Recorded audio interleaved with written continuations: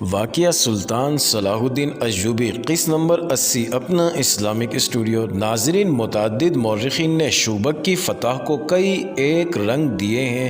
ان میں صاف گو قسم کے مورخین نے جو ولیم آف ٹائر کی طرح عیسائی ہیں لیبیوں پر کڑی نکتہ چینی کی ہے۔ وہ لکھتے ہیں کہ ان کے حکمران خوبصورت لڑکیوں کے ذریعے مسلمان علاقوں میں جاسوسی، تخریب کاری اور کردار کشی پر زیادہ توجہ دیتے تھے۔ اس سے ان کے اپنے کردار کا پتہ ملتا ہے کہ کیا تھا۔ یہ درست ہے کہ انہوں نے مسلمانوں کے چند ایک غیر فوجی سربراہوں کو اپنے زیر اثر لے لیا تھا، لیکن ان کے دماغ میں یہ نہ آئی کہ مسلمانوں کی ایک قوم بھی ہے اور ایک فوج بھی ہے۔ کسی قوم اور اس کی فوج کے قومی جذبے کو مارنا آسان کام نہیں ہوتا، اور اس صورت میں جب کہ صلیبیوں نے مسلمانوں کے نہتے قافلے لوٹے تھے، ان کی بچیاں اغوا کی تھی، مفتوحہ علاقوں میں وسیع پیمانے پر آبرو ریزی کی قتل عام کیا اور مسلمانوں کو بیگار کیمپوں میں ٹھونس کر جانور بنا دیا، مسلمان قوم اور فوج کے جذبے کو مجروح کرنا ممکن ہی نہیں تھا۔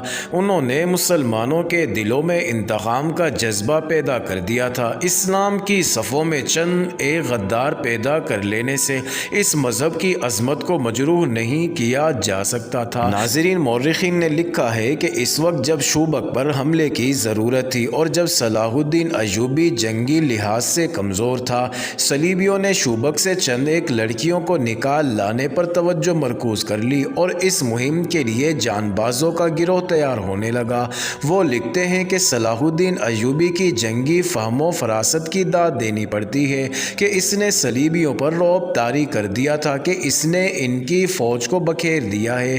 صلیبیوں نے اس تاثر کو قبول کر لیا تھا۔ انہوں نے اس طرف توجہ ہی نہ دی کہ ایوبی کی اپنی فوج دستہ بدستہ ٹولا ٹولا ہو کر بکھر گئی ہے، اور یہ بھی کہا جا سکتا ہے کہ سلطان ایوبی اس صورتحال سے کچھ پریشان بھی تھا۔ اس کے مشیر خاص شداد نے اس کی جس پریشانی کا ذکر کیا ہے وہ یہی ہو سکتی ہے کہ اس کے دستے صلیبیوں کے تعاقب میں بکھر گئے تھے، اس سے مرکزیت ختم ہو گئی تھی۔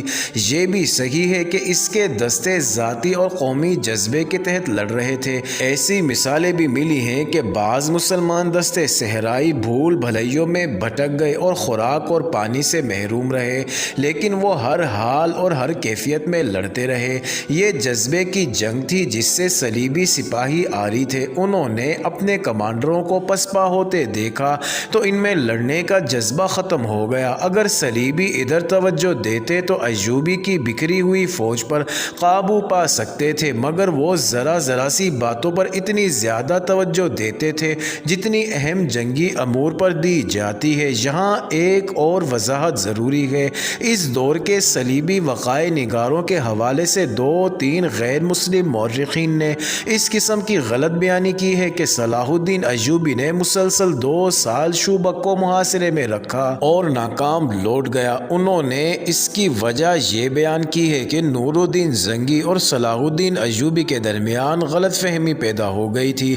زنگی کو اس کے مشیروں نے خبردار کیا تھا کہ ایوبی مصر کو اپنے ذاتی تسلط میں رکھ کر فلسطین کا بھی خود مختار حکمران بننا چاہتا ہے۔ وہ فلسطین پر قبضہ کر کے زنگی کو معزول کر دے گا۔ یہ مورخین لکھتے ہیں کہ نور الدین زنگی نے اس بہانے شوبک کو اپنی فوج روانہ کر دی کہ یہ سلطان ایوبی کے لیے کمک ہے، لیکن اس نے اپنے کمانداروں کو خفیہ ہدایت دی تھی کہ وہ شوبک کے جنگی امور اپنے قبضے میں لے لیں۔ چنانچہ یہ فوج آئی سلطان ایوبی سے۔ کسی نے کہا کہ نور الدین زنگی نے یہ فوج اس کی مدد کے لیے نہیں بھیجی بلکہ اس کی مرکزی کمان پر قبضہ کرنے کے لیے بھیجی ہے۔ یہ سن کر سلطان ایوبی دل برداشتہ ہو گیا اور وہ شوبک کا محاصرہ اٹھا کر مصر کو کوچ کر گیا۔ ناظرین، عیسائی مورخین نے زنگی اور ایوبی کی اس مفروضہ چپقلش کو بہت اچھالا ہے، لیکن ان مورخین کی تعداد زیادہ ہے جنہوں نے یہ ثابت کیا ہے کہ سلطان ایوبی نے 1.5 ماہ کے محاصرے کے بعد شوبک کا قلعہ لے لیا۔ البتہ یہ پتہ بھی ملتا ہے کہ صلیبی تخریب کاروں نے نور الدین زنگی کو سلطان ایوبی کے خلاف بھڑکانے کی کوشش کی تھی جو کامیاب نہیں ہو سکی۔ اس کا ثبوت یہ ہے کہ سلطان ایوبی کے والد نجم الدین ایوب لمبی مسافت طے کر کے شوبک پہنچے۔ انہیں شک ہو گیا تھا کہ ان کا بیٹا ایسی حماقت پر اتر ہی نہ نہ آیا ہو اور کہیں ایسا نہ ہو کہ تخریب کار اس کے کان زنگی کے خلاف بھر دیں۔ بہاؤالدین شداد اپنی یادداشتوں میں رقم تراز ہے کہ اپنے والد بزرگوار کو دیکھ کر ایوبی بہت حیران ہوا، ان کے گھٹنے چھو کر مصافحہ کیا اور سمجھا کہ محترم والد اسے فتح کی مبارکباد دینے آئے ہیں، مگر انہوں نے بیٹے کو پہلے الفاظ یہ کہے، کیا نور الدین زنگی جاہل ہے جس نے مجھ جیسے گمنام اور غریب آدمی کے بیٹے کو مصر کا حکمران بنا ڈالا ہے؟ کیا مجھے یہ سننا پڑے گا کہ تیرا بیٹا ذاتی اقتدار کی خاطر سلطنت اسلامیہ کے محافظ نور الدین زنگی کا دشمن ہو گیا ہے؟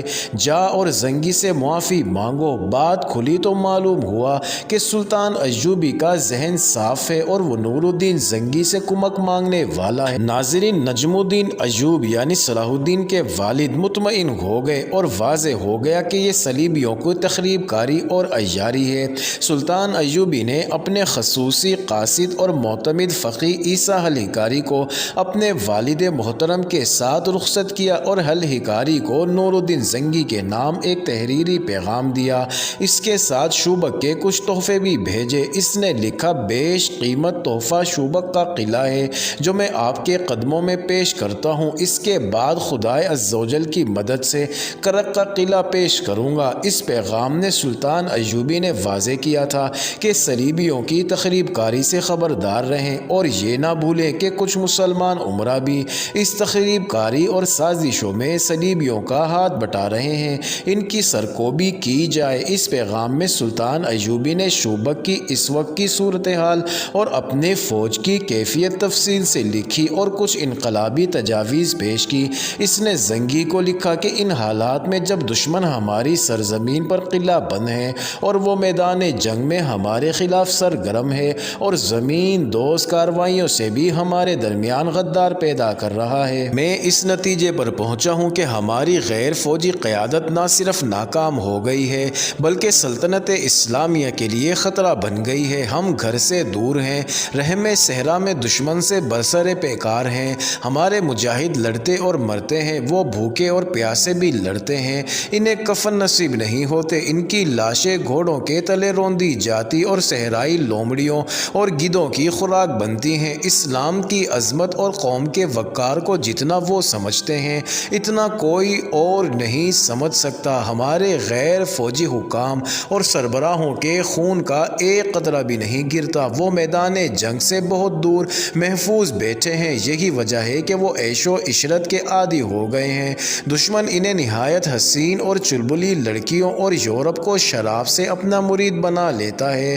ہم دین اسلام کی سربلندی کے لیے مرتے ہیں اور وہ ایمان کو دشمن کے ہاتھ بیچ کر عیش کرتے اور اس کے ہاتھ مضبوط کرتے ہیں۔ ناظرین، سلطان ایوبی نے لکھا کہ اب جبکہ میں فلسطین کی دہلیز پر آ گیا ہوں اور میں نے فلسطین لیے بغیر واپس نہ جانے کا تہیہ کر لیا ہے، میں ضروری سمجھتا ہوں کہ آپ نور الدین زنگی غیر فوجی قیادت پر کڑی نظر رکھیں، امیر العلماء سے کہیں کہ وہ مساجد میں اور ہر جگہ اعلان کر دیں کہ سلطنت اسلامیہ کا صرف ایک خلیفہ ہے اور یہ بغداد کی خلافت ہے، ہر مسلمان پر اس واحد خلافت کی اطاعت فرض ہے، لیکن خطبے میں اور کسی مسجد میں خلیفہ کا نام نہیں لیا جائے گا، عظیم نام صرف اللہ اور اس کے رسول صلی اللہ علیہ وسلم کا ہے، اور یہ حکم بھی جاری کیا جائے کہ آئندہ جب خلیفہ یا کوئی حاکم کسی دورے یا معائنے کے لیے باہر نکلے گا تو اس کے محافظ دستے کے سوا کوئی جلوس اس کے ساتھ نہیں ہوگا اور لوگ راستے میں رک کر اور جھک جھک کر اسے سلام نہیں کریں گے۔ سلطان ایوبی نے سب سے زیادہ اہم بات یہ لکھی کہ شیعہ سنی تفرقہ بڑھتا جا رہا ہے، فاطمی خلافت کی معزولی نے اس تفرقے میں اضافہ کر دیا ہے، یہ تفریق ختم ہونی چاہیے۔ بے شک خلافت اور حکومت سنی ہے، لیکن کسی سنی حاکم یا اہلکار کو یہ حق حاصل نہیں کہ وہ شیعوں کو اپنا غلام سمجھے، حکومت اور فوج میں شیعوں کو پوری نمائندگی دی جائے۔ اس قسم کی کچھ اور بھی انقلابی تجاویز تھیں جو سلطان ایوبی نے نور الدین زنگی کو بھیجی۔ مورخین اس پر متفق ہیں کہ زنگی نے ان پر فوری طور پر عمل کیا۔ اپنے ہاں بھی سلطان ایوبی نے شیعہ سنی تفرقہ پیار محبت اور عقل و دانش سے مٹانا شروع کر دیا۔ ناظرین، کرک میں صلیبی سلطان ایوبی پر جوابی عربی وار کرنے پر غور کر رہے تھے۔ ان کو مرکزی کمان نے قاصدوں کے ذریعے اپنی بکھری ہوئی فوج کو احکام بھیج دیے کہ مسلمانوں سے لڑنے کی کوشش نہ کریں بلکہ نکلنے کی ترکیب کریں تاکہ جوابی حملے کے لیے زیادہ سے زیادہ فوج بچ جائے۔ ان احکام کے ساتھ ہی انہوں نے 40 جان بازوں کا ایک گروہ تیار کر لیا جسے مظلوم مسلمانوں کے بحروب میں شوبک میں داخل ہونا اور لڑکیوں کو وہاں سے نکالنا تھا۔